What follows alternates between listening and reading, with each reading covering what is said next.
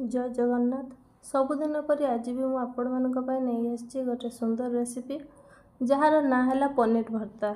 आज्ञा हाँ, आपन तो पनीर बहुत सारा तरकारी खाई चलतु आज आम स्टार्ट करवा पनीर गोटे यूनिक स्टाइल होममेड पनीर भर्ता। से कड़ाई को गरम कर किसी रिफाइंड ऑयल पकई देछि। तेल गरम हो सारापर से जीरा एवं कंचा लंका पियाज को देकी किसी समय भाजीदेवे। पियाज गोल्डन ब्राउन हो सारापर से किसी अदा रसुण पेस्ट पकेबे। अदा रसुण पेस्ट पियाज सब भजा हो सारापर किछि टमाटो पकई ताकू किछि समय भाजीदेवे। जदि आपणकर टमाटोटी टाण थिबो ताकू किछि समय घोड़ाई देबे जहाँपर टमाटोटी सॉफ्ट हो जिवो।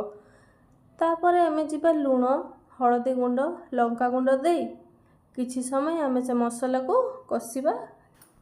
2-3 मिनिट मसला को कषि सारापर देखंतु मसला रो हमर तेल बाहरी जाइछि एवं कड़ाई तेल मसला तीनटा जाक अलग हो जाइछि। ता माने जानिबे आपणकर मसला एठी परफेक्टली हो जाइछि। तापर आमे एठी किछि धनिया पत्र पकेइबा एवं चिकन मसाला पकई ताकू किछि समय गळाइबा एवं कसूरी मेथी पकाई ताकू टिके घोड़ाई देबा जहाँपर कसूरी मेथीर जो फ्लेवरटा पूरा बढ़िया किना बास्ना आसीबो। मु एठी कसूरी मेथी पकई देइछि।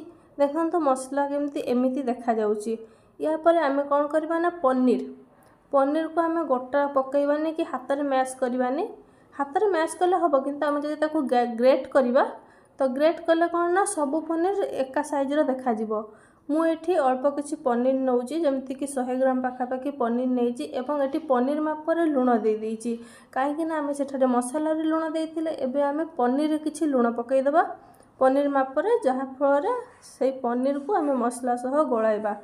जोटा कि आम गैस फ्लेम लो रखा। एठी आम फुल फ्लेम कि मीडियम फ्लेम टोटाली करवानी नहले पनीर कड़ाई रे लागी जिबार संभावना थाए। आम एठी लो फ्लेम रे पनीर को भाजीबा एवं किछि समय पनीर पानी बाहरिबा पई ताकू घोड़ाई देबा। देखंतु 2-3 मिनिट पनीर को घोड़ाई देला परे पनीर किछि एमती देखा जाउछि। एबे आमे एथिरे किछि धनिया पत्र पकई पनीर को पुणी 2 मिनिट गळाई देबा। 2 मिनिट गलैबा आपन ताकू लो फ्लेम रे गलैबे जमारो भी फुल फ्लेम कि मीडियम फ्लेम रखिबेनी। पनीर भर्ता तो मोर रेडी हो गला। आशा करुच्ची आप समस्त को ये वीडियोटी निश्चय भल लगे। जदि भल लगे ताहले आपण याको निश्चय घरे थरे बनातु निजे खातु परिवार समस्त सदस्य को थरे खुआतु एवं समस्त को यह केमती लगिला मते कमेंट माध्यम रे निश्चय लिखि जणातु। आज पई तो एतिकी पुणी देखा नेक्स्ट वीडियो रे।